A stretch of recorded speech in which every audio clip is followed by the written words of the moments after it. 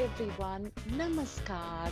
This is Minnku Buttar of the Circle of Joy, a platform that brings you transformational practices at a deep subconscious level and oodles of joy. Welcome to the first season of Funky Chunky Anecdotes, in which I will be bringing fresh perspectives of different facets of life. Are you too easygoing and laid back?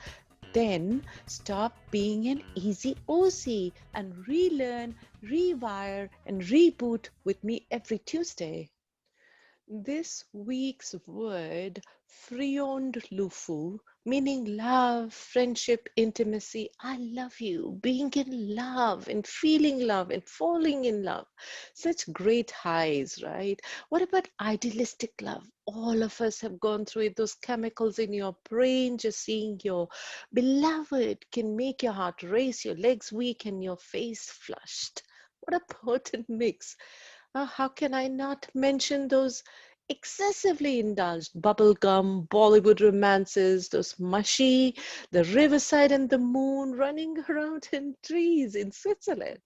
Now, from the time of Mughal Azam 1960 and its dialogue, इस बदलती हुई दुनिया में मोहब्बत जिस इंसान का दामन थाम लेती है वो इंसान नहीं बदलता. Eternal love, right? To my favorite Amir Khan cooing into Kajol's ears.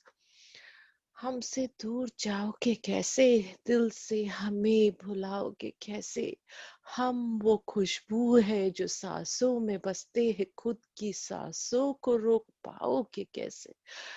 Breathless love.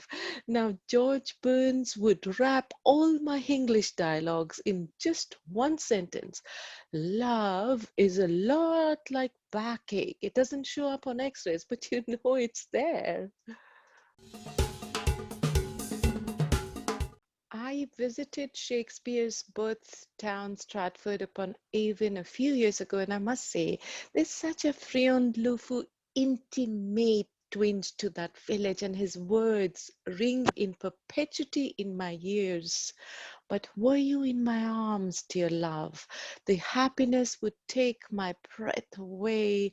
No thought could match that ecstasy, no song encompass it, and no other worlds. If I should think of love, I think of you. What ultimate romance Shakespeare's works were. And let's not forget ancient Greek intimacies talked about two loves, agape love, which is the highest form of unconditional love of God, or the happiness that you feel when you hear a song on the radio, or your appreciation of maybe a beautiful sunset, and maybe even listening to my podcast. Love, Eros, Cupid was a god of love, of sensuality, lust, passion, romance, and he's seen blindfolded to indicate that love is blind, and really makes sense, huh? कहते हैं ना कि अधूरे आशिक के बाद ही लोग पूरे शायर बनते हैं. इस हद तक कि गलती से नजर आईने पे पड़ी, शक्ल मेरी थी और दीदार आपका हो गया. I think I'm going to say sensual love. I find nothing more provocative than the Friundlufu moment when sultry Bipasha Basu and John Abraham, and by the way, he's been voted as the sexiest actor in Asia in 2008, and they coo this song, just coo it from the movie Jism, and guess what? I feel like cooing it to you, all my adorable listeners. And maybe it's not going to be as sensual, but it's an attempt I'm going to make right now just for all of you. जादू है नशा है मदहोशियाँ तुझको भुला के अब जाऊं कहाँ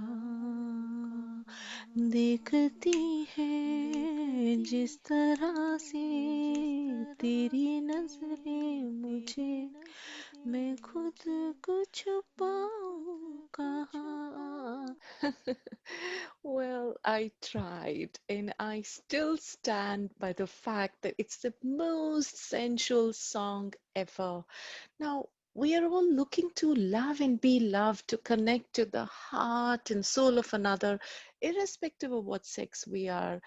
When are we going to extend the same compassion, pragmatism, and understanding to all intricate and diverse relationships? How does it matter whether we love the same sex, a dog, or the tree?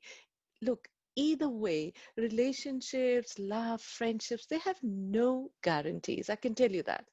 And if you really insist on a guarantee, I think you should go live with a car battery. Now, another aspect of love, platonic love, the kind that Nobel laureate Vishwakavi Rabindranath Tagore's, that he writes about so much. And I remember reading that he had that with his sister-in-law Kadumbori Devi, and then later an Argentinian woman poet, his die-hard admirer called, I think her name was Victoria Ocampo, and he wrote for her. As she departed, the door creaked. I rushed out to call her back, but the dream went bodiless, vanishing in the dark, the flicker of the candle from afar, a mirage red like blood. He was the ultimate.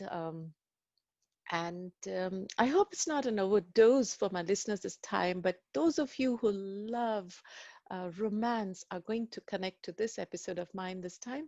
Now, here's J. Hari Singh, someone I'm very, very fond of. We have shared 3-hour-long sessions, RJing together on Talk Radio NYC out of New York, and then Radio FM 90.3 out of Rhode Island, and we create magic together. I love her and her grasp of Norse interpretation of my chosen word, FREONDLUFU, is incredible.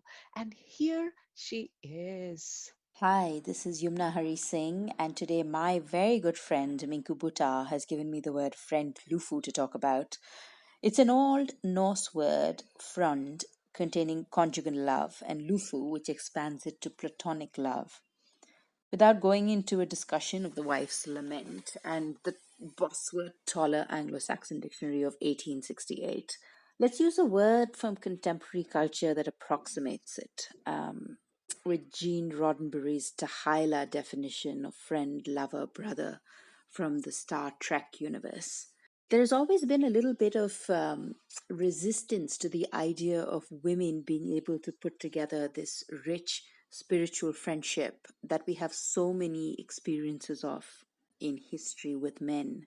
They seem to feel that females are too hysterical, that there is a fear of homosocial close relationships between women. But if you look at our own history with Sakhis, um, it's a central part of our tradition to have close female friends without whom conjugal love doesn't really bloom.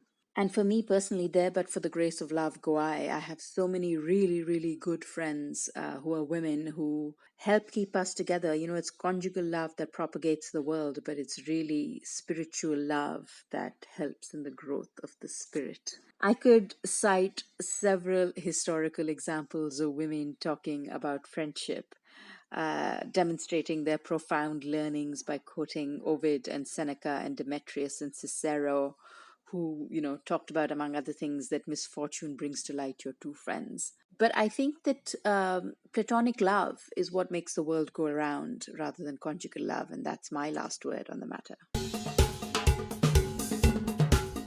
That Yumna was an amazing interpretation. Now, on the other side, how can we ignore the conjugal love, the marriage, the partnership, the relationships?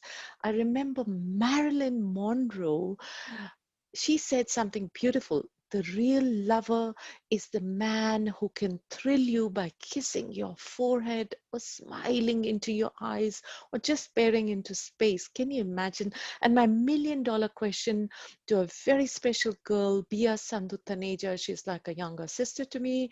She's a grooming and etiquette expert, an international beauty pageant mentor. And I asked her this question. I said, does love even exist? And can true love fade away? How long does it take passion to actually disappear. And it can be quite alarming when you feel that the rush is gone and the whole passion has vanished, and your spouse no longer makes your pulse race. इतनी नजदीकियां ना बढ़ाओ कि जरा सी दूरी से रिश्ते बदल जाएं, और इतने दूर भी ना रहो कि रिश्ता बन ही ना पाए. Now listen to Bia. She's actually nailed it quite beautifully. Love for me is respect. Love and intimacy for me is much more than sex. Love for me is true. Love for me is being able to stand in front of that person, knowing that that person is not judging me, and I can be 100% myself in front of that person. Love for me is having children with the person of my dreams. Love for me is someone who will never grow old for me. He will only become better, sexier, hotter, and more loving to me with every passing year. Love for me is sharing a bed with that person of my dreams every night, sharing a quilt, sharing a pillow, sharing my dreams, sharing our fears, our hopes, our desires, everything together. That's what love and intimacy means to me. Absolutely. I hear you, Sister Bia.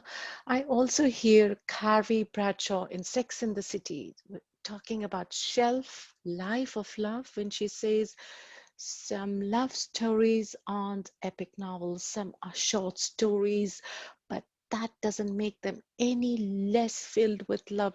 Shelf life, my friends. Love has a shelf life. And if FREONDLUFU quotient is a little low in life for you right now, a bar of chocolate doesn't hurt once in a while. And I just want to remind you, if you haven't subscribed to my YouTube channel, please do so. Loads of exciting stuff coming up, and you do not want to miss out. Stay happy, stay in love, no matter with whom, and I shall see you next week. This was Minnku Buttar keeping you company while you did what you were doing. Next Tuesday, the Circle of Joy's funky, chunky anecdotes will bring another episode that helps transformational practice at a deep subconscious level. Till then, stay safe and joyful.